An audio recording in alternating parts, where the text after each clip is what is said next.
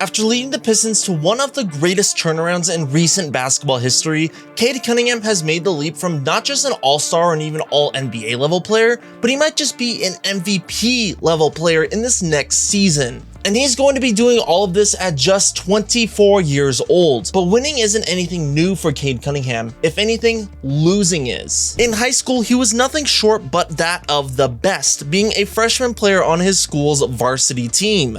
And it was in his junior year where he transferred to Montverde Academy in Florida, one of the most prestigious basketball high schools in the entire country. In his junior year, he was named the Nike Elite Youth Basketball Player MVP, and in his senior year, he was on one of the most stacked high school teams of all time. This team saw 5-star prospects like Scotty Barnes, Daron Sharp, Moses Moody, and Derek Whitehead. The school went 25-0 with an average margin of victory of nearly 40 points per game. Cade, being the team's best player, was honored as Mr. Basketball USA, the Naismith Prep Player of the Year, and the Max Preps National Player of the Year. And as the number 2 prospect in his class, Cade Cunningham forgoed over the major colleges such as Duke, North Carolina, and Kentucky to sign with Oklahoma State due to his brother being an assistant coach there. He decided to go to the Cowboys even though that they were banned from postseason play, but despite this, he was still one of the best players in the country as a freshman. In his 1 year at Oklahoma State, the Cowboys went 21-9 and Cade put up incredible stats. He averaged about 20 points, 6 rebounds, 4 assists per game with an impressive 40% from 3 and 84% from the line.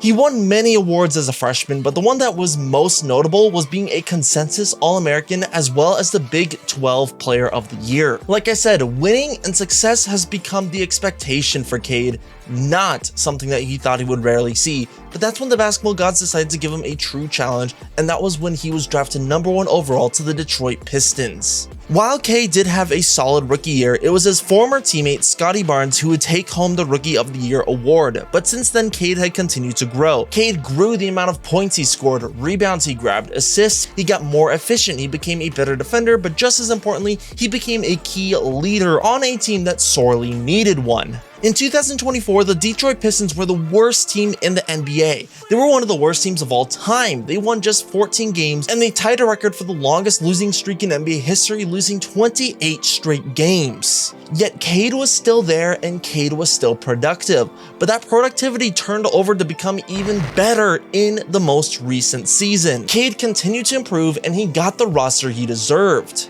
Last year, Cunningham averaged 26 points, 6 rebounds, 9 assists on 47, 35, 84 shooting splits. He was nominated to his first ever All-Star and his first ever All-NBA team while being 7th in NBA MVP voting. Detroit made their first playoff series in over 6 years, and even though they were outmatched by the Knicks, Cade Cunningham mostly led them in a very close playoff series. While the series did expose some weaknesses in Cunningham's game, I think it really showed just how good of a player he is because he can still be so productive even when you take away some of his biggest strengths. Against a very good defensive team in the New York Knicks, Cunningham still managed to put up 25 points per game, and minutes weren't an issue for him either. Like many other greats in the playoffs, he was able to raise his game and raise the amount of time he played, playing 41 minutes for the entire series. Despite the fact that Cade's post game was taken away, despite the fact that he shot just 18% from 3, like I said, he still averaged 25 points per game and nearly 9 assists per game with 8 rebounds. Virtually every time he stepped up on the court, he was guarded by either Mikal Bridges or OG Anunoby, both of which are all NBA level defenders, especially on the perimeter. If Cade was lucky, he would be going up against a smaller defender in someone like Josh Hart. For basically this entire series, Cade could not just use his size and strength to bully anyone or just be bigger, but it was his skill set and it was his ability to operate from in between the 3-point range and the paint that makes him lethal. He gets a mismatch and he would take advantage of it. If OG even dared to step out of position, the shot was Cade's to make. If Cat would step up too far, Jalen Duren or Isaiah Stewart are running towards the hoop. And what makes things even more impressive is Cade did a lot of this series virtually on his own. The Pistons did not have a clear number 2 throughout a lot of the season. Jaden Ivey was lost 30 games into the year due to a devastating injury, and this would leave players like Tobias Harris, Tim Hardaway Jr., or Malik Beasley to help shoulder the load when Cade Cunningham was double teamed. And we definitely saw the downsides of this. Cade was more prone to trying to challenge the 2 big men at the rim at the same time, time, he would often miss easy reads trying to play superhero, and he also just had some bad turnovers. But after all, who else are the Detroit Pistons going to run their offense through, and who else are the New York Knicks going to focus their elite defense at? But still, Cade excelled in the pick and roll. He made amazing reads and got to feast anytime the Knicks messed up, even if it was just for a split second. Despite this being an incredibly strong New York team on both ends of the ball, the Pistons still stole 2 games, one of them even being in Madison Square Garden. They lost games 3 and 4 by a combined 3 points, and they lost game 6 by just 3 points. In other words, the Pistons could have won this series largely by Cade Cunningham if it weren't for just 6 points spread across 3 games. This was overall a much closer series than what the games will suggest, but I would also argue that Jalen Brunson got a lot more help than Cade Cunningham, and Brunson also played exceptionally well this series. But this series to me proves why Cade Cunningham could just be in MVP conversations. The Knicks were supposed to win. The Knicks were trying to win. The Pistons, this was a team that won just 14 games the year prior. This team probably was not expecting to be in the playoffs. Sure, they probably thought they were better than what they were last year,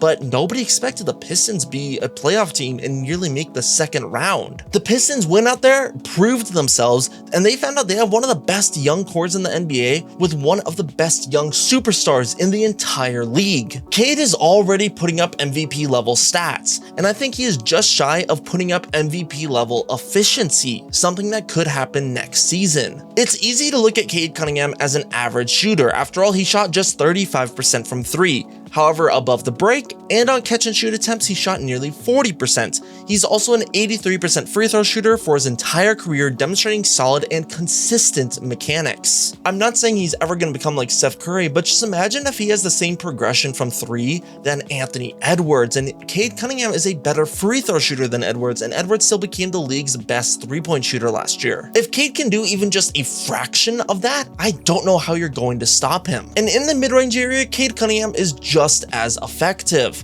In fact, I would say he is one of the best in the league at this. He shoots 45% from the mid-range outside of the paint and shoots nearly 50% outside of the restricted area.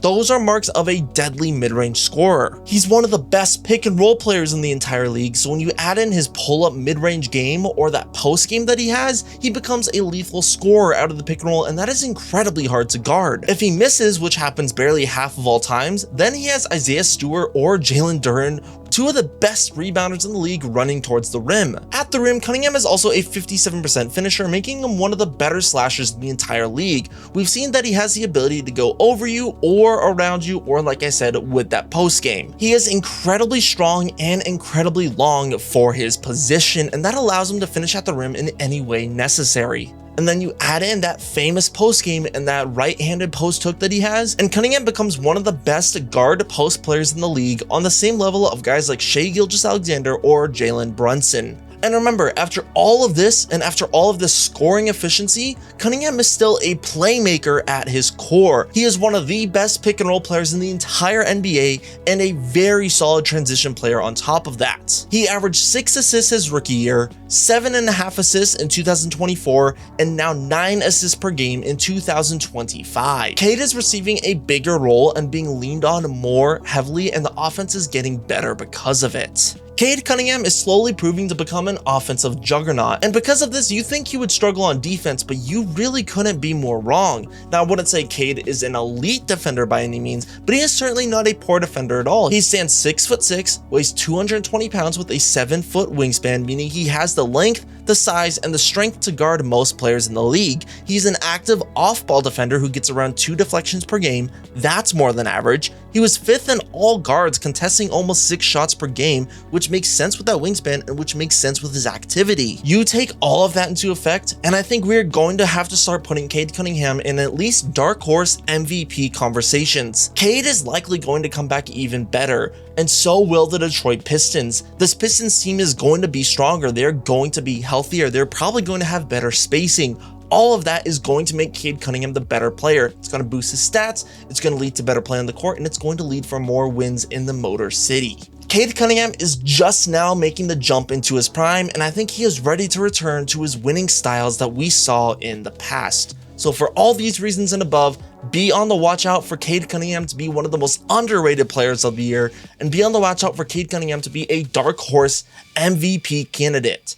If you liked the video, you know what to do, and I will catch you all next time.